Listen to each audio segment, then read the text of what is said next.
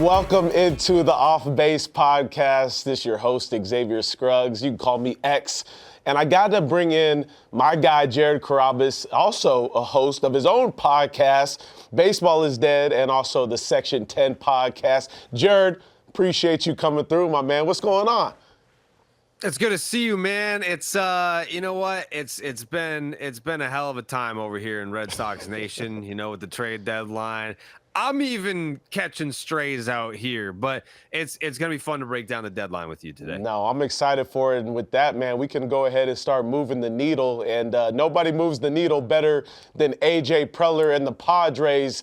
This man got after it during the trade deadline. And we're seeing some of the names right now: Mason Miller, J.P. Sears, Ryan O'Hearn, Ramon Liriano, Freddie Fermin, Nestor Cortez, Nasty Nestor, and Will Wagner. Look, this was just absolute going after what you want, right? You talk about making a splash at the deadline, and I think about the Padres, the position they're in, kind of still close with those Dodgers right there towards the top of the division. What did you make of not only maybe the biggest trade of the deadline, bringing in Mason Miller, but just what the Padres did in general? Because I think they got a whole lot better during the deadline. They definitely got better, and here's where I'm at on this, and here's why I respect and admire A.J. Preller so much, is we keep hearing about all these teams have these algorithms and calculations, and they're all pretty much similar. They vary, but there's a ton of similarity there. So you know that these teams are punching in names at the trade deadline, and you're coming out with values of different players, and what the Padres probably saw was, maybe we're not going to win this one in terms of public perception, but we like the player, Mason Miller, J.P. Sears. We know it's going to cost DeVries, who you could make a case at the end of the day, this is the number one prospect in baseball. Like, no disrespect to like Connor Griffin, but Chase Burns is going to graduate at number 2 at some point. Like, he's already at the big league level. So we're flip-flopping 1 and 2 here. You could be giving up the number 1 prospect in baseball. And A.J. Preller's out here saying, you know what, if that's the cost to get what I want, and this is what I want, let's pull the trigger on this. Let's get it done. And they got it done. Right. And I like, too, like, just going after what your team needs, right, and not making excuses. And you don't want to have to go back and say we didn't make it to where we wanted to be because we didn't get what we needed at the deadline. No, you look at being able to bolster a bullpen that was already one of the strongest in Major League Baseball, if not the strongest. Now you have 2 closers back there. And another thing, too, is I looked at just the left field DH position, which they had the lowest OPS from that catcher as well as left field position, and they went after Ryan O'Hearn. They went after Ramon Liriano, which may be a little bit undervalued as far as all the moves that they got. But those 2 pieces, to me, bringing in some serious offensive guys that have performed for the Orioles, I thought that was big to see for this offense, too. Yeah, no doubt. I mean, Ryan O'Hearn, an all-star this year, and he's had his struggles over the last couple of months. But when you look at the Padres lineup, it's like you've got Machado, you've got Tatis, but after that, it's a lot of middle-of-the-road performance from an offensive standpoint. Right. So now you can bring in a bat to lengthen that lineup. But to your point about, having 2 closers, you can make the case they got 4 or 5. Yeah. Like you've got Estrada back there. Jason Adam was an all-star this year. Right. And to add with Suarez, I thought that Suarez might be on the move after adding Mason Miller, but you keep all of those guys at the back end of that bullpen, makes the games a lot shorter. I think what it does, too, is now I can see the Padres maybe taking over this division with the Dodgers not making necessarily crazy moves themselves, which you can argue that they didn't necessarily need to, but there's areas where they're beat up, and we've seen weakness in their rotation and some in the back end of the bullpen and some guys underperforming as well. I think the Padres now look at this roster and say, hey, we can match up, maybe guy for guy all around the lineup, but specifically in that bullpen, and really challenge for the top of this division here. No doubt. I mean, like, they loaded up in a big, big way. And to kind of go back to the point about A.J. Preller just knowing what he wanted to do and going for it despite what the cost was, if you have 4 elite back end guys, how many times have we sat through a postseason and seen teams that we thought were going to go on these deep runs just falter because they just ran out of bullets in the bullpen? Like, if your starter goes out there and the manager wants to give him the hook after 4 2/3, well, guess what? That's a lot to ask of a big league bullpen to shut down what are going to inevitably be the best lineups in the game. Yes. Like, when you're left with the last 4 teams, we're talking the best lineups in the game. You're gonna need some ponies back there, X. You're gonna need the guys that can get you the big outs, the swing and miss. Like, how many times have we seen, like, oh, this bullpen's good? All right, cool. But, like, how many guys do they have when you can call upon them with the bases loaded and 1 out? We need 2 strikeouts here. Like, we need it. The Padres have that now. And not only this, and then I'll shut up, the Mason Miller thing, I think there is a chance for him to get better. This is not a disrespect to the guys that he's sitting with in the A's bullpen now, but it's, if you go and you're able to sit around on some of these other elite bullpen arms in the game, you pick things up. Like, you're going to start talking, what's this pitch grip? What's your mentality in this scenario? I see a situation where Mason Miller sitting next to these other guys in the Padres bullpen, he could take his game to another level, and he's already great. No, I believe that too. Obviously gives Mike Schilt a lot of different options to work with now. I'm wondering kind of your thoughts on Alex Cora and the options he has now with the Red Sox and what you felt about their trade deadline day. Wasn't enough, X. It was not enough. And, speaking of Cora, he had some quotes last year, or talking about last year's trade deadline and how that wasn't enough. And if what the Red Sox did last year at the deadline wasn't enough, then certainly what they did at this year's deadline wasn't enough. No disrespect to Dustin May. I've been a fan for a long time. I thought he should have been the piece that they were aggressive to get in the Mookie Betts deal. Like, he was the name that I wanted. So a full circle moment of him coming to Boston after 5 years later. Steven Matz, a great bullpen arm to have. The Red Sox have a ton of lefties in their bullpen, but he doesn't walk any guys. It's a great option to have. But again, they're both rental players, and it's not enough. Yeah, I'm wondering, we heard some comments from Breslow, and, it sounded like they were in on a lot of different guys, right? And we heard the name Joe Ryan, and that obviously seemed like it didn't get past where it needed to get to, at least. What were your thoughts on hearing about the Joe Ryan thing? And obviously another arm could have helped this team in a major way. So I think it was kind of a situation where they were so in on Joe Ryan that they weren't focused on what happens if we don't get Joe Ryan. That was the problem. In my estimation, it's just a theory. Right. But I knew that they were all in. They wanted the player very badly. And next thing you know, it's like, all right, well, Merrill Kelly just went to the Rangers. And, there's some guys that didn't move and other guys that would have been options, like the two players with the Marlins, like Sandy Alcantara and Cabrera, another guy that I think the Red Sox, I don't want to say kicked the tires on, but made an offer to try and get. Right. And that didn't work out either. I don't even think that was reported. So you're welcome for the exclusive.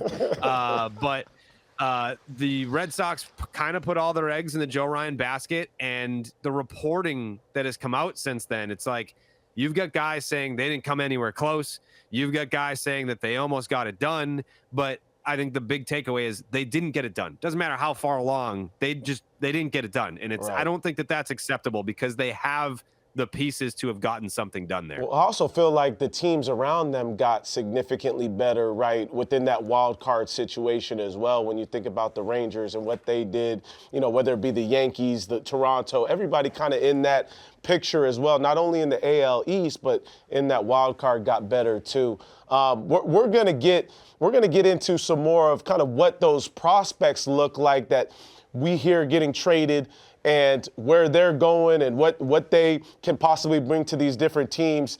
And as you know, and for your Red Sox, Jared, the stars of today were once stars of tomorrow. And after the break, we'll flip the script and dive into the winners and the losers on the prospect side of the deadline.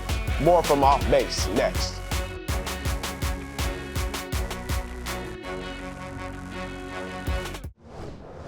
Welcome back to Off Base, and we got a tweet here. General Manager of the Orioles, Mike Elias, to his fans: "We are sorry that the 2025 season has gone this way." Said moves at the deadline needed to be done, and he executed a lot of what he wanted to get done. And obviously, there were a lot of players that left this Orioles squad, and a lot of prospects coming back. But the good thing is, we got someone that knows all about prospects. Lance Brozdowski is here from the Marquee Sports Network, and he's a player development analyst. I appreciate you joining us, me and Jared, here on the Off Base podcast.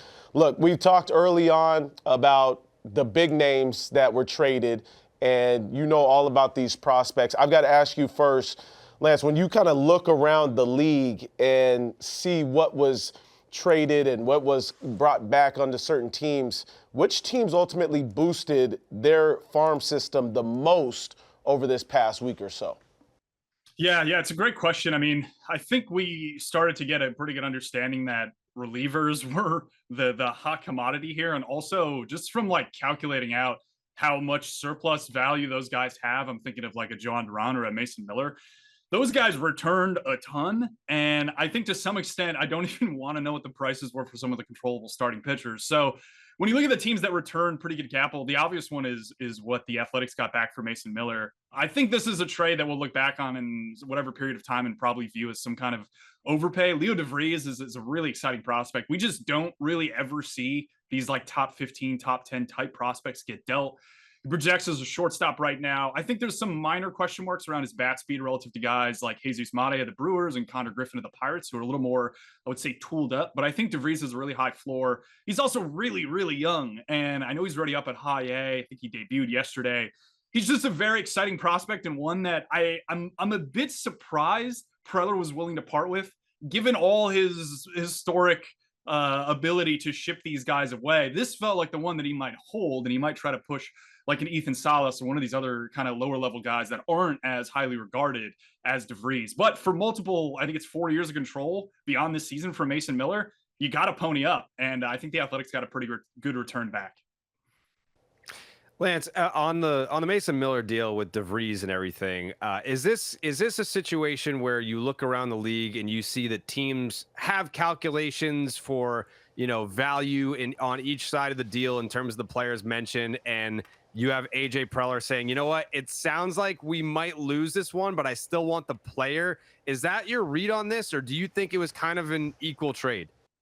No, I think it very much is what you're saying, Jared. I think the reality is whatever you, as I mentioned slightly, whenever you try to calculate out how much like surplus value this guy has, so Mason Miller in particular, how much are you paying him projected in arbitration? How much value is he producing? Let's net those together. It's essentially like a cost benefit thing.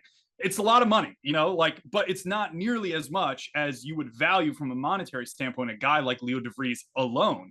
Just him alone. And then you throw in the other three names they got. I mean, the other two that are not Braden Nett, I think are more relievers, high variance guys, probably just throwing pieces. But Braden Nett is a guy that I think is probably some kind of major league pitcher. So it's not like they got a zero back there. Like he sits 95. He's a mixed guy from the right side. He's a little bit interesting. Like it's not like they got back a complex league arm that we're never going to see and not hear about for 3 or 4 years. Like Nett's been up to Double-A. Like he's going to shoot up through the minors. And he's probably going to be in the majors next season. So from Preller's perspective, he's got to be looking at this and going, I know this is an overpay, but the uncertainty of a guy like DeVries long-term, all these other factors, I just want to pay more for the now. Whereas we've seen other teams, like particularly the Cubs and the Red Sox, pay for the future and not really value too much of the now. The Padres continually have valued the now. It's basically like a short-term thing versus a long-term thing. And I think some GMs come down on different sides of that.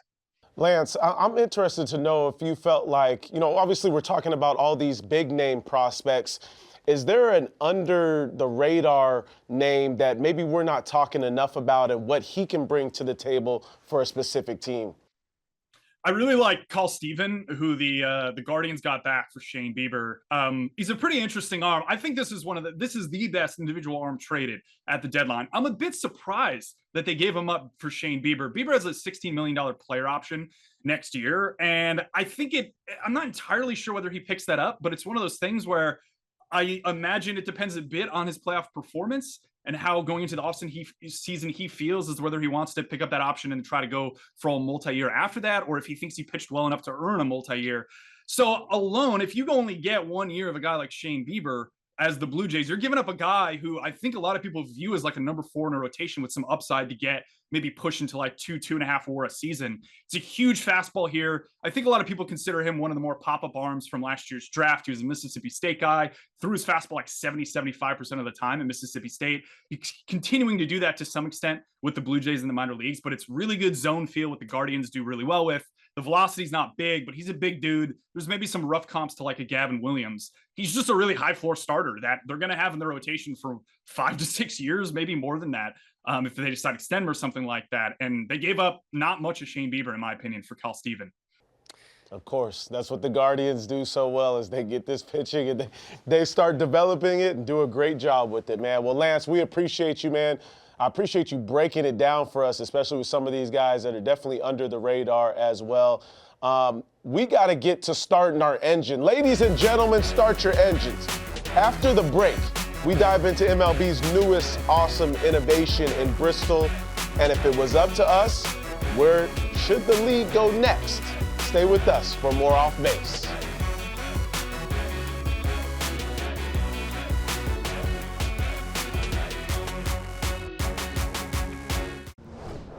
Similar to years past with the Field of Dreams in Iowa or Rickwood Field in Alabama, all eyes this past week were on Bristol Motor Speedway in Tennessee, commonly known as the last great Coliseum.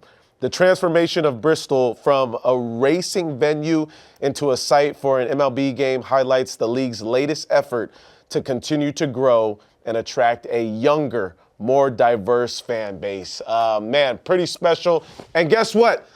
I got the gloves that Franklin made too for the Bristol game as well. I mean, these things are absolutely sweet. Just all the decorations of a driver, but also like some tire marks on the inside too. These things are nice. Jared, I got to ask you, with all these new venues that we're coming up with for us to play Major League Baseball games at, where would you want the next Major League Baseball game to be played at? Somewhere crazy. Yeah, I don't know how the construction would work, X, but I would go out to the coordinates where the Titanic sank, and I would sort of build a floating Major League Baseball stadium. Too many sad things have happened there. Let's bring some happiness to the area. Just plop down a big league ballpark. We'll have a cruise ship take everyone out. It'll be a great time. Oh, I kind of like that, actually. Like, I can see balls just flying into the water, people having a good time around. You're talking about boat parties around the stadium. That could be, you're on to something now. I see you. You on to something. Where would you do it? I'm thinking about, a place where you just think about gladiators, right? We talk about the last great Coliseum. I'm thinking about the actual Coliseum. Like if we went to Rome, and actually, and again, I don't know how this would be constructed, right?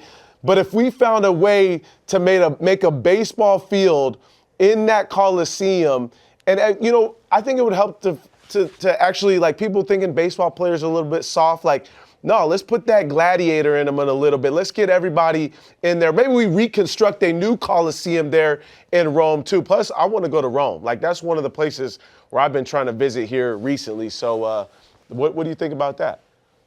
Well, you know how in Tampa they have like the Devil Rays, or they used to when the Trop existed. Now, if you're going to have it at the Coliseum, you throw some like tigers, like all like the different animals that they used to just unleash on the competitors out there. We just put them in like a bullpen area. It's like, so you're warming up next to a tiger that just wants to like go for the jugular. You're like, that would be amazing. That would be nuts. That would absolutely be nuts, man. This also got me thinking a little bit too about just venues in general, and obviously Fenway Park. I know you're privy to that, and that's one of my favorites. My first game I ever called was actually at Fenway Park, which gave me crazy, crazy chills. But where is your favorite venue besides Fenway? Where do you like to go watch a game? So I've had the privilege of being at the old Yankee Stadium. I know I can't pick that one. I love ballparks where there's history, where you can just sit there and look at home plate and just imagine like this is where so-and-so stood and this is where this moment happened and that moment happened. I got to be at Dodger Stadium, which was very cool. I've had a couple experiences at Wrigley. So, I mean, I understand that people like the new modern ballparks because of the features that they have. But just as a baseball nerd, I like to be able to just sit there and think of all the cool things that have happened over the years. So give me Wrigley. Yeah. I'll pick Wrigley as my number 2. I was going to go Wrigley too, especially coming up as a Cardinal. There's a backyard type of feel there as well. Quickly, we got like 20 seconds, man. How far are the Red Sox going this year? We talked about them a little bit earlier. They're a playoff team, X. You know, I mean, I know that people are down on them right now because of the bad trade deadline, but I said it before the 10-game winning streak. I'm going to say it until it's mathematically impossible. This Red Sox team is going to the playoffs for the first time since 2021. Oh, I like the confidence, man. That got me juiced. I'm ready to run through a wall right now, man. Come on Jared, down. we appreciate you. You're the man. Always great when I get to get with you, man. Had a good time here. Everybody, appreciate you tapping in with Off Base. Make sure you check out us next week again, Sunday, 11 a.m. Eastern. X out.